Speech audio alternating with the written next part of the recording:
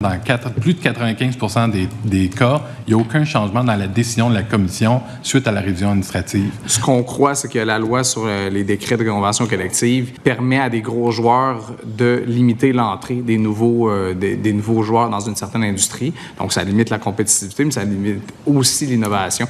Donc, à notre sens, nous, notre demande, c'est de l'abolir. Est-ce qu'il y a autre élément dont vous avez des préoccupations, puis vous proposez quoi pour la remplacer? De la législation, puis des règlements, puis de l'encadrement de nos milieux de travail sont basés sur le paritarisme. La législation entre en fonction lorsqu'il n'y a pas d'entente entre les parties.